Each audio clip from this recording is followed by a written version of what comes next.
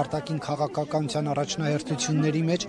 Նիկոլ Փաշինյանը ապրիլ 24-յան ուղերձում կարևորում է, որ ունեցածը պահենք, ոչ թե գնանք կորուսյալ հայրենիքի փնտրտուքի հետքերով, որովհետև դա հանգեցնելու է Հայաստանի պետականության ոչնչացմանը, ինչպես կմեկնաբանեք։ Կմեկնաբանեմ, որ դա թուրքական տասնամյակներ ի վեր ընթացող օրակարգի բարձրաձայնումը Հայաստանի ճակերտավոր Հայաստանի իշխանավորի կողմից։ Գիտեք, նախ ցեղասպանության հարցը դա ոչ միայն քաղաքական հարց է, դա նաև մարդու իրավունքների հարց է, որովհետև ապրելու իրավունքը կյանքյան մարդու բացարձակ եւ ամենավերին իրավունքն է։ Մյուսը դա erga omnes հանցագործություն է, ասեն բոլորի դեմ ուղված։ Ինքը իզուր է կարծում, որ մեզանով է որոշում կամ մեր ասելով է եղել հայկական ցեղասպան, թե ոչ։ Այդ սպառնալիքը, որ հանգեցնելու է չգիտեմ նոր աղետների, նշանակում է իր խաղաղության այսպես կոչված ծրագիրը ձախողված է, որովհետև այսինքն երբ որ դու հիշում ես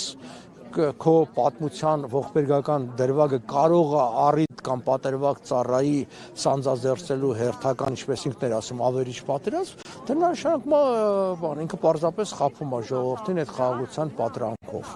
Առաջարկում է իրական Հայաստանի գաղափարախոսության շրջանակներում շենանալ, հզորանալ եւ 5-10 միլիոն հայ բնակչությունը հասցնել այդքան եւ համեմատություն է տանում Սինգապուրի հետ, ասում է այնտեղ փոքր երկիր է 5.5 միլիոն մարդ է ապրում, պետք է ասել ձգտում են նրան, որ ըստ Նիկոլ Փաշինյանի Հայաստանում եւս բնակչությունը շատ է։ Ուրեմն հիշեցնեմ, որ Սինգապուրը աշխարհի թիվ 1 նավահանգիստն է։ Այսինքն այնտեղ այնքան նավ է մտնում դուրս գալիս, որ աշխարհի ամենամեծ նավահանգիստներից մի քանիսի գումարն է ընդհանուր։ Սա մեկ։ Երկրորդը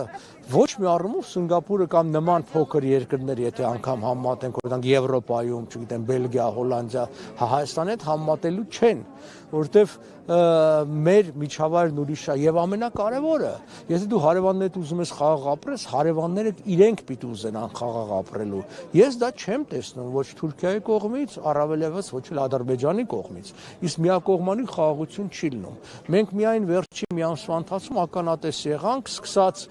ՄԱԿ-ում մարտի 31-ին պաշտոնապես իրեն Ադրբեջանի կողմից տարածած այն հայցով դիմումին տարբեր ճանաչել հայերի կողմից ադրբեջանցիների նկատմամբ ցեղասպանությունը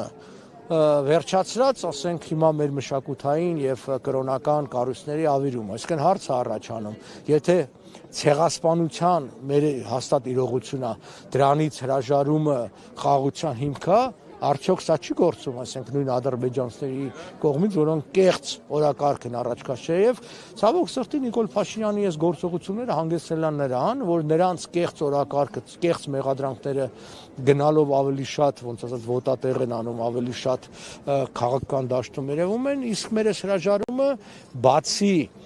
իր մտքից, իր մտքում խաղաղության, իրականության գետնի վրա խաղաղություն չի բերում եւ չել բերելու։ Եվ ինչ պետք է անել, այս փուլում, երբ որ Թուրքիայի հետ հարաբերություններ են փորձում կարգավորել, նաև զուգահեռ պետք է առաջ տանել ցեղասպանության ճանաչման հարցը Թուրքիային պարտադրել, որ ընդունի 111 տարի առաջ Օսմանյան կայսրության կողմից իրականացրած ոճրագործությունը։ Նախ ասեմ, որ Նիկոլ Փաշինյանը արդեն 7 տարի, ավելի քան 7 տարի է Թուրքիայի հետ չգիտեմ, հաշտվելու, մերձենալու քաղաքականություն է իրականացնում եւ մի 5 տարի էլ Ադրբեջանի հետ ուր է արդյունքը։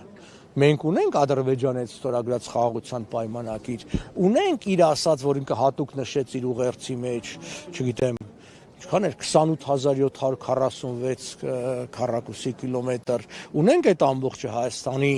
վերահսկողության տակ, արդյոք դեօկուպացրել են սովետական Հայաստանի տարածքները, արդյոք այդ շտամուն չկա։ Ինքը ասում է, եթե մենք խոսենք սրա մասին, դա անցալվելու է որպես ատելության խոսք, իսկ ատելության խոսք իրենց դպրոցներում չեն դասավանդում։ Նայեք,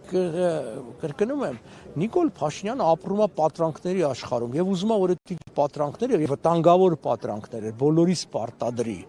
Դա չի աշխատելու։ Եվ մեղադրանքը հայ ժողովրդին իր ուղերձի մեջ, որ իբր հայ ժողովուրդն էր մեղավոր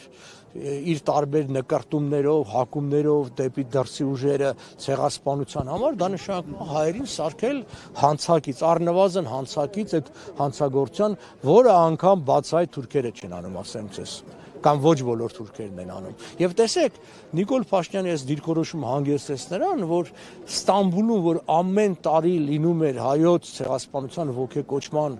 թեկուզ եւ փոքրաթիվ, բայց որոշակի արարողություն, մարդիկ էին մասնակցում։ Այս տարի չկա, դա արգելել է թուրքական պետությունը։ 20 թվականից կարծեմ